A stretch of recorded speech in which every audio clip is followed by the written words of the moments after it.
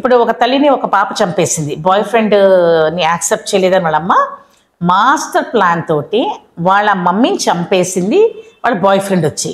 తర్వాత వీళ్ళ సిస్టరు ఇంకా తను ఏం తెలియనట్టు లోపలికి వచ్చిన తర్వాత వాళ్ళ అమ్మగారు ఏదో కొంచెం కదులుతున్నట్టు అనిపిస్తే మళ్ళీ వాడికి ఫోన్ చేసి ఇంకా తన బతుకుందని ఏదో కోడ్ లాంగ్వేజ్లో చెబుతూ మళ్ళీ తనని చంపడానికి పిలిపించింది.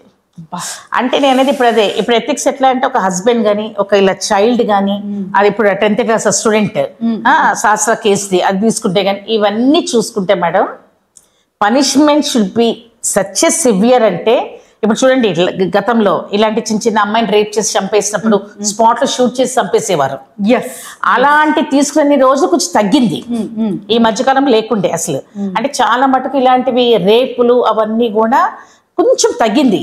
మరి ఈ మధ్య కాలంలో ఒక 4-5 months నుంచి టూ మచ్ ఎక్కువైపోయిందండి. అయితే నేనేమంటానంటే you can see the foreign countries like Arab కంట్రీస్లో అదంతా కూడా వాళ్ళు ఎంత పర్ఫెక్ట్ ఉంటారంటే అసలు ఎవరైనా పనిష్మెంట్ చేస్తే చేయ మీద వేస్తే చేయ కట్ చేసేయటం, వాళ్ళ కళ్ళతోటి ఏమైనా రాంగ్గా మిస్బిహేవ్ చేస్తే కళ్ళు తీసేయటం, ఇక్కడ దొంగతనం చేస్తే మనుషులు చంపేయటం ఇదంతా కూడా పబ్లిక్లో చేస్తారు వాళ్ళు.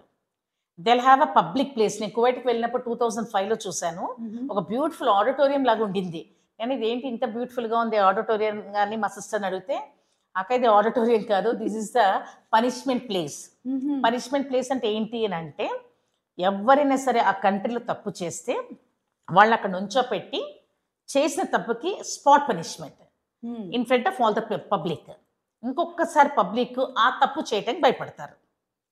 అందుకు కువైట్లో నేను చూసాను కదా మ్యామ్, అసలు ఒక ట్రాఫిక్ రూల్ దగ్గర ట్రాఫిక్ పోలీసు ఉండరు, కెమెరాసే క్లిక్ అవుతాయి, ఏముందో 1-2 లక్షలు వేసేస్తారు. భయం అదే ఎస్పెషలీ ఒక భయం, రెస్పాన్సిబిలిటీ ఉంటుంది, రూల్స్ ఫాలో అవ్వడము అండ్ ఏదైనా చేస్తాననే ఒక భయంతో అక్కడ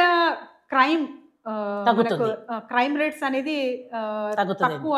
అండ్ అలాంటివి ఇక్కడ కూడా వస్తే చాలా చాలా బాగుంటుందని 100%. బికాస్ అది స్మాల్ కంట్రీ కాబట్టి మేడం, ఇది బిగ్ కంట్రీ కాబట్టి మనం అంత ఫాస్ట్గా మనం ఇంతమంది పీపుల్ని చేంజ్ చేయలేము. కాకపోతే అటువంటి కొంచెం బెస్ట్ ఇప్పుడు కూడా మనము తక్కువ చేసి మాట్లాడకూడదు.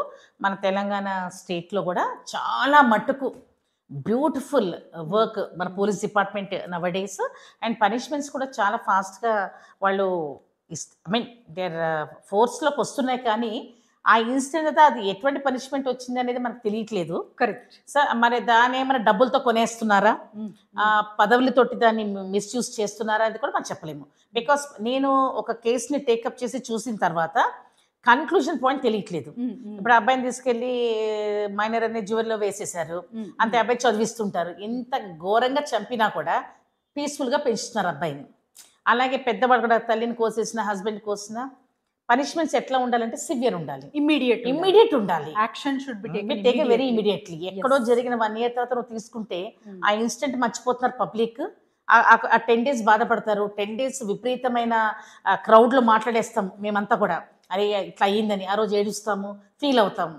మరి వెంటనే within no time close, వాళ్ళు కొత్తది స్టార్ట్. అసలు ఇలాంటివన్నీ చాలా అంటే 100s వింటున్నానండి ఈ మధ్యకాలంలో, నేను చూస్తున్నాం కూడా. ఇదంతా అసలు మన సొసైటీలో బతుకుతున్నామంటే ఇన్సెక్యూర్డ్గా ఉంది. కరెక్ట్. ఇప్పుడు మనం ఇంత బ్యూటిఫుల్గా మన పిల్లల్ని పెంచుకుని ఇంత మంచిగా మనం అందరికి ప్రీచ్ చేస్తున్నాము, మనం చెప్తున్నాం. ఎప్పుడైనా మనము ఏది అనుసరిస్తామో అదే ప్రీచ్ చేయాలండి. నువ్వు అనుసరించకుండా వేరే వాళ్ళకి ప్రీచ్ చేసి చెప్పడం అది కరెక్ట్ కాదు. ఇక్కడ మనం కూర్చుని 100 మాట్లాడతాము, 100 మాట్లాడినంతసేపు కూడా వేరే వాళ్ళు తప్పు అని కాదు, మన గొప్ప అని కాదు. కాకపోతే మనం మాట్లాడితే కొంతమంది అయినా విని అరే ఇలా జరుగుతుంది కరెక్టే కదా, మనం కొంచెం మార్పు రావాలని కోరికండి. ఇది ఏంటంటే ప్రతి పేరెంట్ పిల్లల్ని మాత్రం 2 కళ్ళు పెట్టి చూడాల్సిందే. వాళ్ళు ఏం చేస్తున్నారు, నువ్వు ఎంత బిజీ ఉండు, డబ్బు సంపాదించుకో, పదవుల్లో ఉండు, ఏదైనా ఉండేది,